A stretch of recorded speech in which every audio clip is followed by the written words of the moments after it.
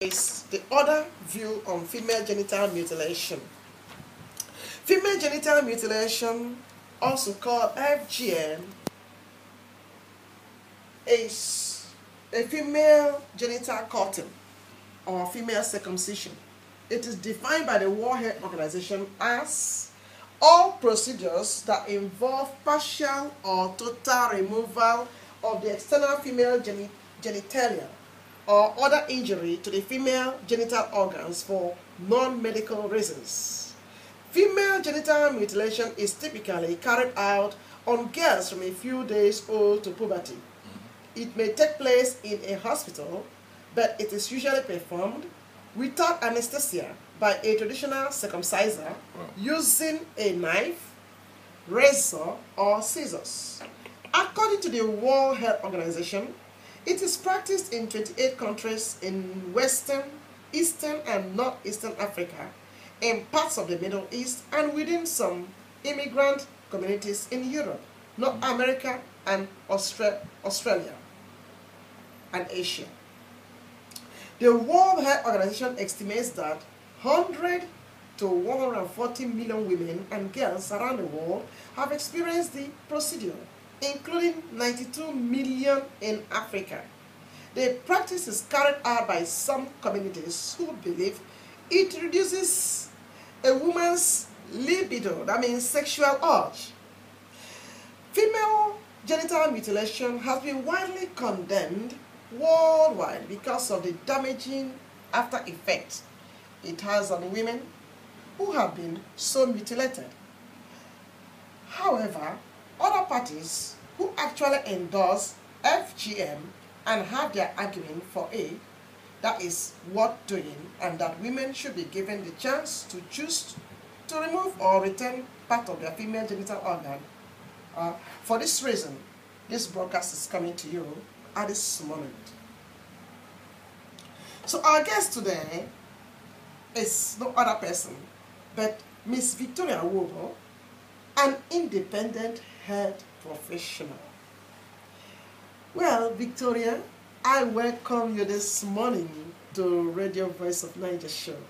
Thank you very much.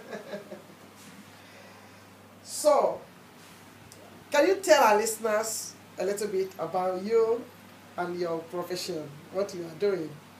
My name is Victoria Wobo, Yeah. and I work as an independent nurse, commonly known as CCP. I work around the North Holland area, where I carry out care for people in home situations. I have 2 children. Yes, okay. Yeah. And Boys or girls? 1 girl and a boy. And they are at this moment at school. School starts today, so. Yeah. Well, thank you for taking your time to come to our studio live. So let our viewers know that you are there, and I believe that some of them are going to call in and ask any interesting question that may promote and make this broadcast very lively. So, what is your view concerning female genital cutting or removal? You are in the medical, yeah, so you have to tell us what you know about this thing. Yeah, first of all, I came to know about the female circumcision. Yeah. Sorry, I refuse to call it mutilation because it does not cover all the areas of the practice. Yeah. If you call it mutilation.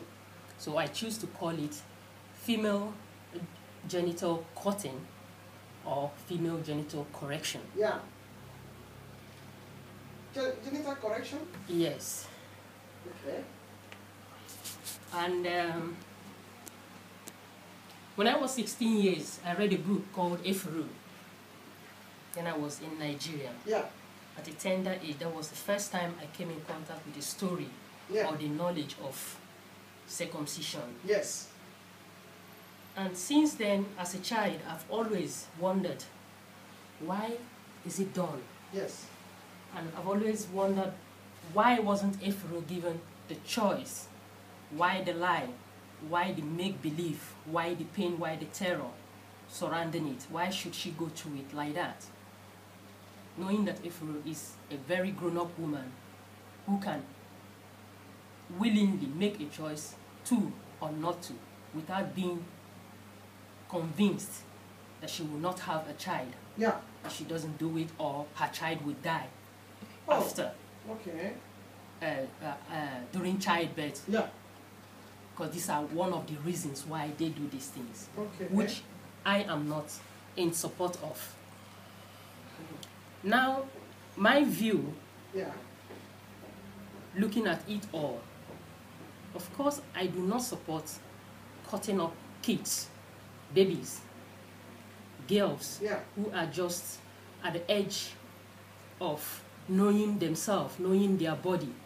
Okay. And then with you coming with all lies and with all make-believe. The microphone must be adjusted because it's so low here. With all make-believe to make these children believe that what they are doing is right, while within them they are struggling to imagine how such a painful thing could be right. I refuse to accept female circumcision on children. Okay, on children. Okay. So, you believe that children must not be forced into it? No, because they are being told lies. They are being told, made to believe it is right. And the reasons given to children cannot be well understood. And when carried out on girls who are still under the care of their parents, they are still not given a choice. They are told all kinds of story. But even when you tell that girl the story, even when she doesn't believe, she doesn't have enough guts to tell the parents, I don't believe you and I will not do it, because she is still under your care.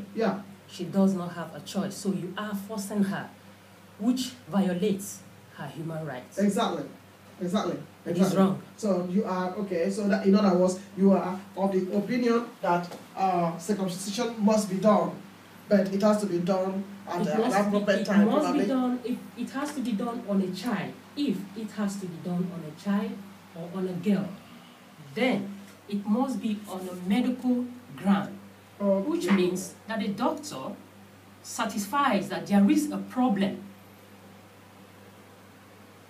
And this will now be carried out by a certified surgeon. And not callously carried out. So, you made mention that you don't see it as a mutilation against women, but you see it as a normal process. You see it as something that has to be done at the person's choice, not mutilation. And this is me talking about a full-grown adult woman. Yes.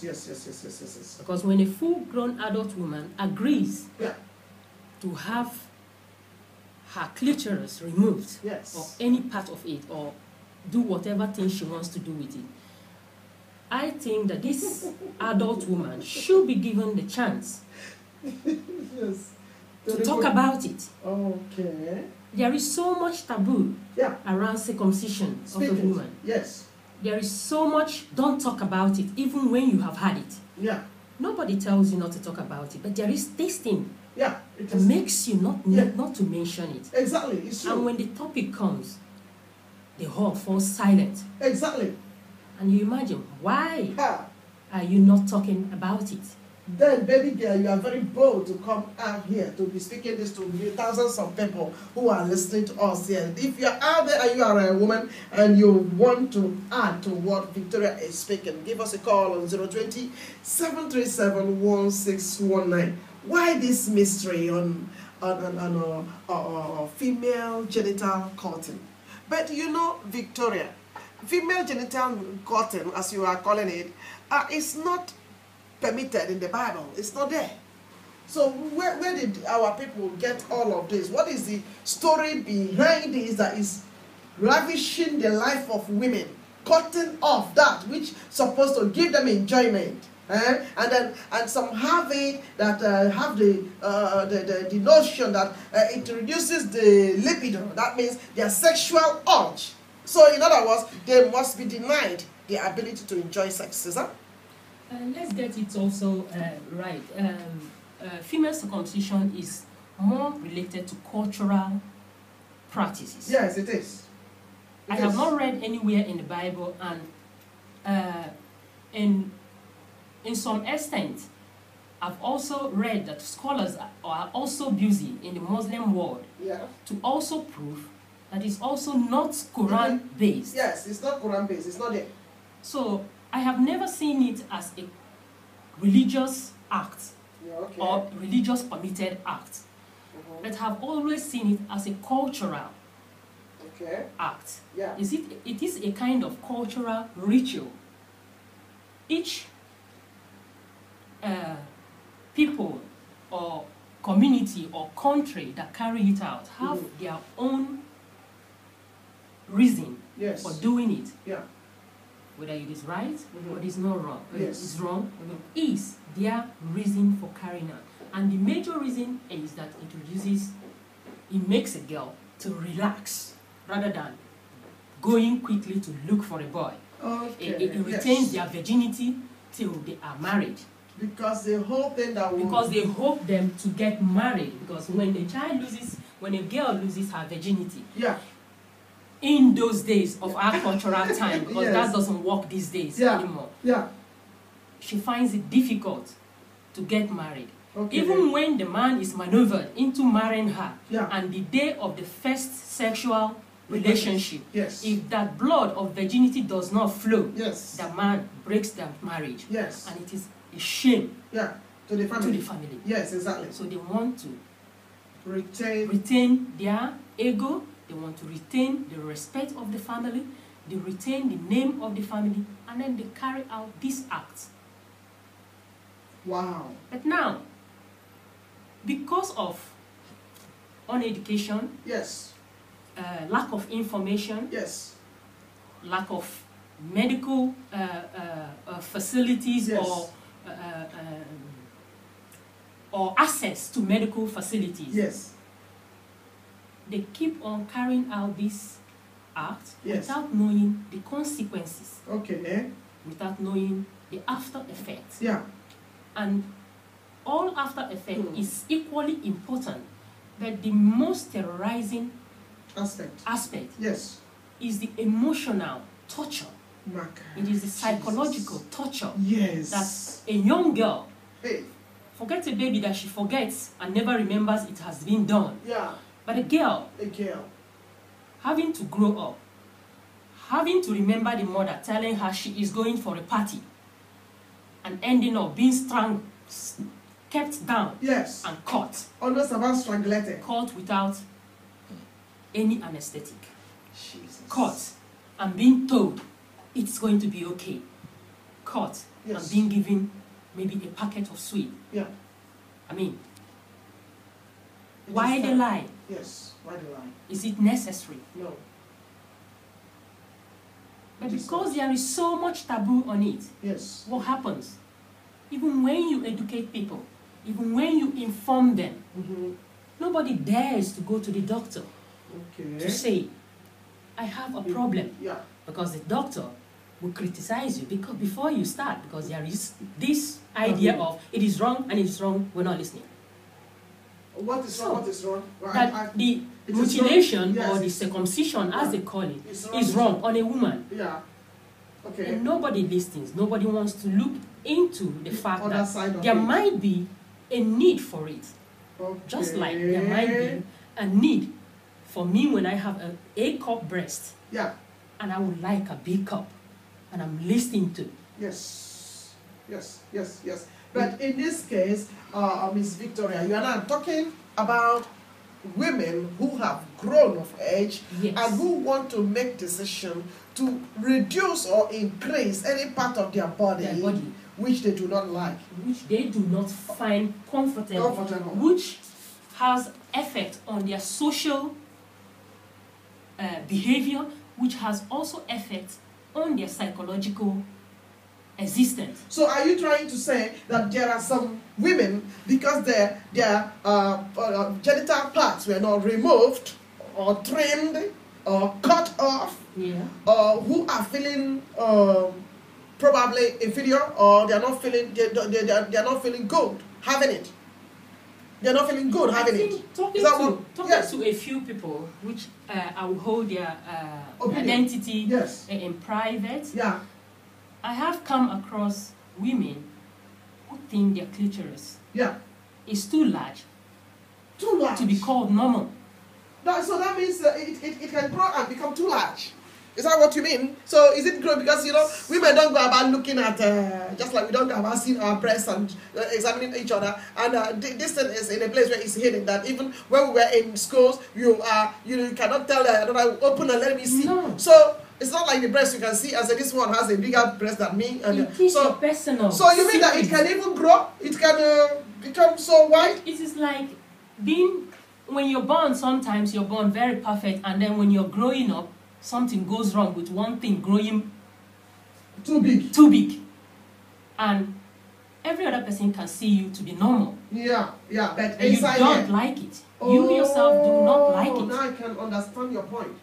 So you are making you are thinking about those who have it in excess. Yeah, and those who do not feel comfortable, those who when they sit or even ride a bicycle returns with a blister on it, which actually happens. But then you take it, and then you think, what if I reduce it? Yes. Is it going to be okay? And then you don't want any uneducated woman with a crude implement on you. Yeah, it's true. Neither do you want anybody touching you without anesthetic. You want a learned doctor. You want an educated doctor to look into your problem, to advise you, to also help you find solution. And then if necessary, to refer you to a surgeon who will see how to help you.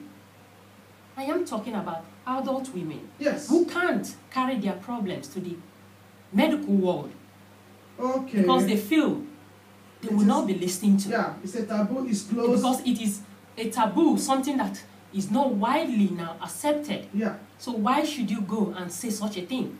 So you keep it within yourself. But maybe if the World Health Organization opens the door that women could be listened, who want it, could be listened to, could be assessed, could be examined, and also helped, also psychologically, to listen to their opinion, their point of view, and to be asked, why do you want to do it? So that they can also say, oh, there are women who will say, yeah, because I don't like it, I can't imagine myself also going with a man. Yeah, you are really making a point. Yes. You are a bit. I don't even know whether this practice is being done from childhood up to this date. Yes, and what aggravates it, because if you look at the talk about female genital cutting, the age it's reducing on which it is done is reducing drastically. To what age? To baby age, 2 weeks. Oh. And the reason being that they want to do it hiddenly because they see now that some part of the country has a criminal law guiding it. So for them to be able to do it, they do it when the child can't talk, when the child can't say anything, when it's very, very tiny. Yeah. A lot of people travel back home to do it. That means they will not be where the law holds. Yeah. They will be on the ground where the law does not hold, and which is their hometown. Yeah. That does not have any criminal allegation it's concerning it. It's true. And this is very worrying. Yes. It is worrying. It is. Because everybody pushes it aside. But nobody, or I would say a few people, do not give attention to educating people. A lot of the countries are doing so very well. Yes. But then, you can't come to somebody and want to educate them with a critical heart. They will not let you in. Okay, you are making you have to come. Yes. Understanding. Yeah. that it is embedded in their head, culturally embedded. And to get it out, you have to come a lot closer to them. Yes.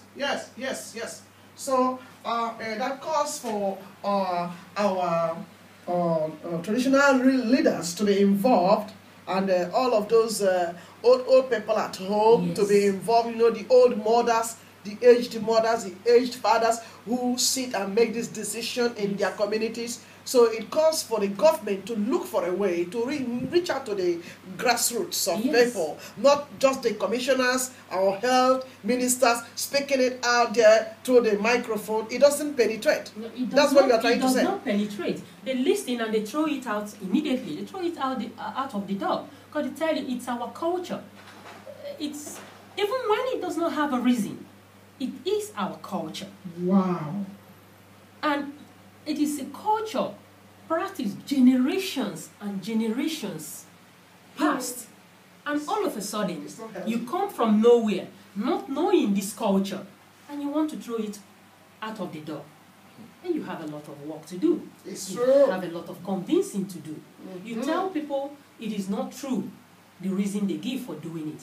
But have you tried medically to make them come to their level of understanding? Yes. To tell them what the complications are, what the problems are on the long run. Showing them what it really is. Yes. Because if somebody does it on their child and it never had a complication, they have children and their children. But that it becomes difficult to days. penetrate. That is the olden days. But in these modern days, when children are well educated than those days, girls learn quickly and make their minds up. They have their own mindset. It becomes important not going to this girl to only educate her, but starting from the parent.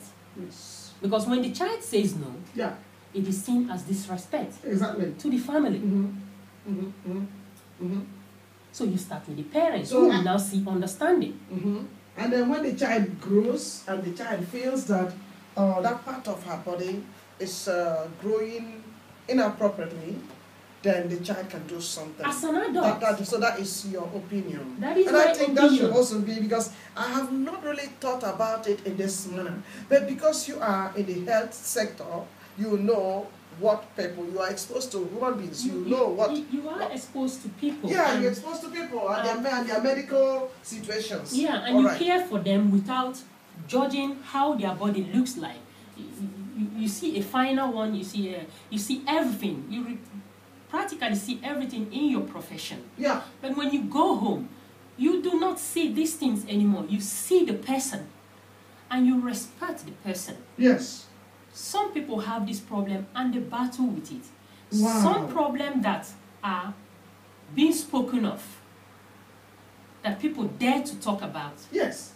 You as a professional can also give them advice as to where they can find help. But when it becomes a taboo, they don't tell you. They don't tell you. Yeah, like in this issue right now. So how do you think the government can implement this sort of thing into the health system to make room for women who are dying silently because the thing is in excess? Yes, I think if the government gives room, not for circumcision, not for female genital cutting or mutilation as they call it, but give women the room to be able to consult a doctor to discuss what her feelings are. It might be having an effect on her social behavior or social interaction. Yes. It might have an effect on her psychological existence. Yes. So I think if the doctor will listen, yes, okay. maybe only listening, she might be convinced that it is not actually necessary. Okay. But if she is not listening to every day, psychologically she's being harmed. She's being harmed Yes. because nobody has really listened to her. Yeah. So I think the same attention should be given to the woman who feels offended doing it. Okay. As much as the woman who feels fine, she did it. Yes. They all have human rights. They all have their opinion. They all have their views and should be listened to. Wow. Well, listeners out there, we will be taking a very short break. But 1 minute, I wanted to... why are you not calling it mutilation? Why don't you? Because something that is being cut off, because in some parts of the continent or countries, this thing is totally removed, leaving just a little hole for the woman to urinate. And even when they are urinating, they feel excessive pain. And when it is time for sexual intercourse, they feel it's horrible for the man and horrible for the woman to penetrate. So, and this thing have rendered some women even infertile. They become barren as a result of this mutilation. I call it mutilation because it is. So why are you, who is in the medical field or medical profession, you're not seeing it as a mutilation, but you're just seeing it as a cutting? If we go back to what I said from beginning, I said if I call it mutilation, it does not cover all the areas of the practice, because there are different types that are being done. We have the extreme type, calling mutilation. I'll see it because it is like being destroyed, and it does not look like what it's supposed to look like anymore. Yes. But we also have the simpler part, where only just the clitoris is removed. Okay. That where a woman is given a choice. Okay. To make a choice, I will do it, or I will not do it. Or I will not do it. And when I'm doing it, I will do it in a professional, health-wise. I will not do it with somebody cutting me up just the way they like, with a razor blade or whatever. Knife. Then I call it correction, because she steps up, she goes, she makes it known. She gives her reason for it. Her case is being looked into, and they find out, okay, maybe it is necessary. Then when it's done, it becomes correction. Then she is not sewn up. She is not left with a tiny hole to pee and have menstruation. She is not told she's doing it because it will now reduce her sexual libido, because she's an adult and she decides what her sexual libido is. It is a choice thing. But when it becomes mutilation, then we now go back to the girls, where you deprive them. You practically scrape it out. Unrecognizable. You stitch it down. Then leaving, every woman has a discharge. And when this discharge is out of the vagina, on the surface, it becomes a party place for bacteria, which means if she can't wash it properly, if she can't access it to wash it properly, she develops infections. So you are talking about when it is being stripped, when it's being sewn and closed down. This is also one of the extreme. And this discharge will still be coming out. Discharge piles up. My God. Not going out because the hole is too tiny. Very dirty then. The hole is too tiny for everything. My God, I think you need to educate many migrant women. You need to really, I think this will be very, very useful to our own country where we are coming from, Nigeria. It will be very, very, very country and beyond. It will be important for the whole world, knowing that right under in Europe, where the law stands, where the law holds properly, it is still done right under their nose, in the house. Wow. And how can we stop this? The only way we can stop it is when we lift the taboo on it. When we tell them, step up, ask for help. Well, I think the point is well made. So we will be expecting we'll be taking a short break right now and resume in the next few minutes. But call us wherever you are listening to this. Please give us a call on 020-737-16 919. The expert herself is here, so call to ask any question of interest to Miss Victoria, a health professional. Once again, our guest today is a health professional, Miss Victoria Wobo. She's here discussing this topic with me, and I believe that women out there listening, you are well empowered to know what is the right thing to do for yourself. Mothers out there, parents out there, you have heard it. Health officer is saying that it is wrong that you circumcise your children, even at the age of 2 weeks. I mean, that's nothing but wickedness. Give them the chance to grow up, and then they can make the decision by themselves. Am I right? Yes. Victoria? Have a female genital correction. That's what you, correction, yes, yeah. Right, now, I want to ask you the other side of this whole thing. Cutting that part of the body, what does that mean to you? The clitoris, cutting it, what does that mean to you? Or leaving it? Leaving it, because you made mention of those deers have grown excess, and so why do you think it must be left? Let's forget about cutting. Why? Give reasons to some women who feel, no, what you are speaking is not really the way it is. Give reason to back up why the government must permit this to be retained, to not to be cut. Why they should permit it is no, to be trained. Why must they permit it to be cut by those who want to cut it? I think it's also protecting human rights. And your human right is you as an adult choosing what is right for yourself as well. And then what is right for yourself sometimes might have disadvantageous effects. Yeah. And that is why they need, in making their decision, in giving their view or opinion, they need the help of a doctor, a health practitioner, who now will help them understand what they want, line out the complications, and line out, if there be, the advantage, and also looking into their view, that thing that sits in their head, that bothers them, to give them a chance to talk about it, and also give them the right attention, health-wise. If it then is that it bothers or disturbs her social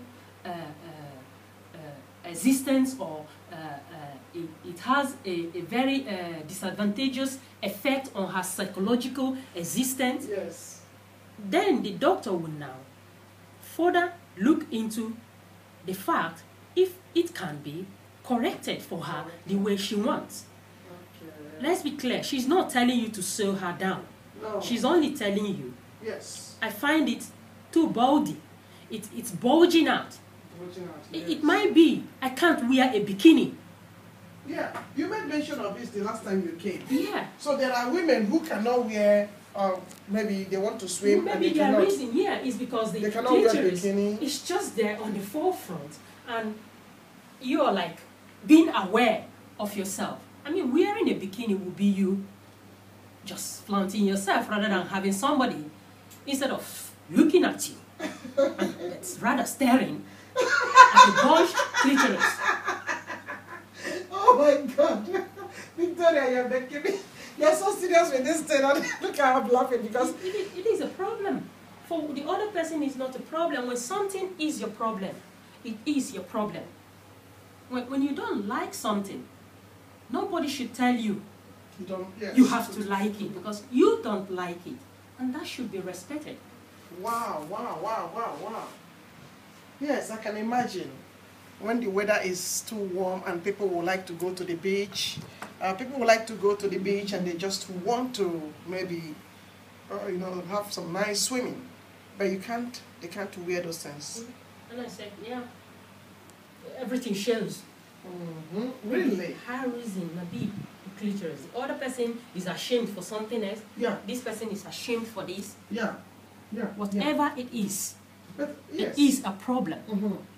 That is the most important thing. But are you trying to say that even doctors don't feel it when it is excessive and somebody will want to have a surgical operation on it?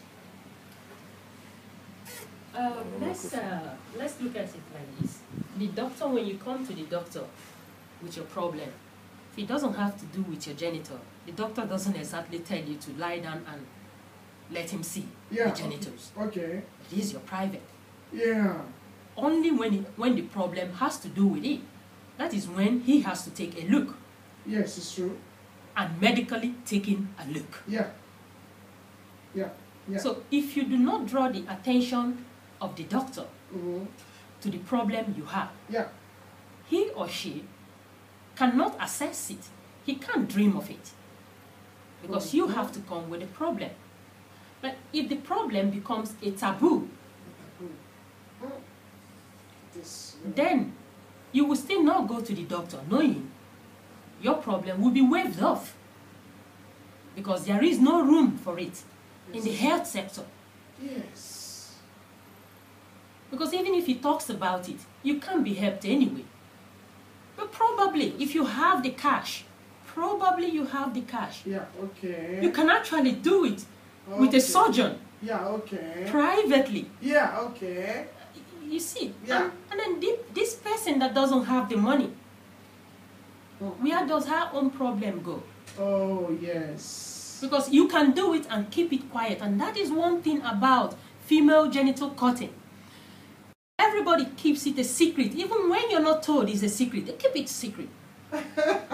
It is here, something about it. It's just in your head. You don't talk about it. Nobody comes and talks about their vagina just like that. No, it's true. It's a private part. So it's not a point to be discussed. So before you know it, everybody keeps quiet about it. When somebody so there are people who has actually done it because they like to do it. Okay. They has carried it out on their own. Yes. Why there is somebody who do not have any access to do it properly, but can't be helped.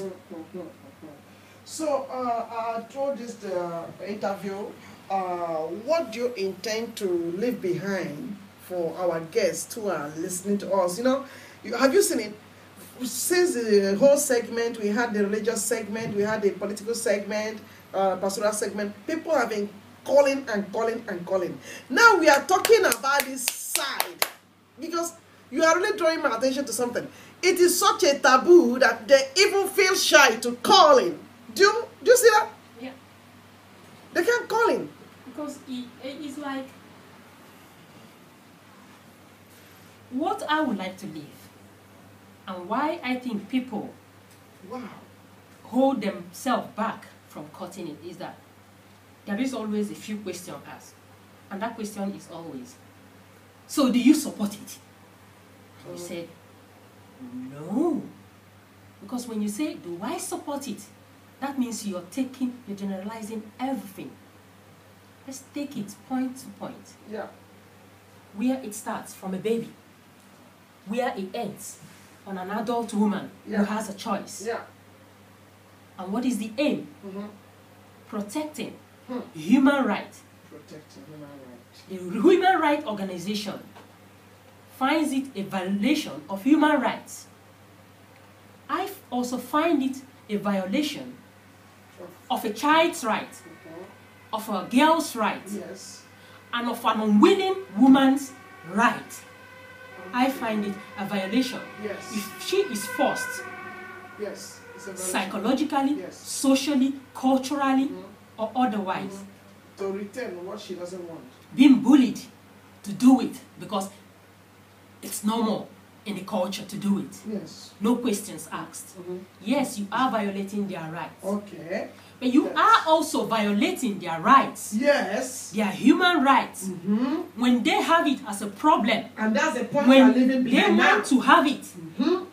And you don't create any ground for it to be spoken about. Thank you, Miss.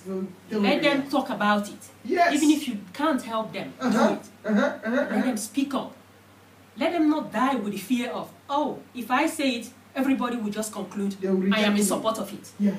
And I'm not in support of it. It's about me. It's not about the other person. Thank you. Wow. Yes.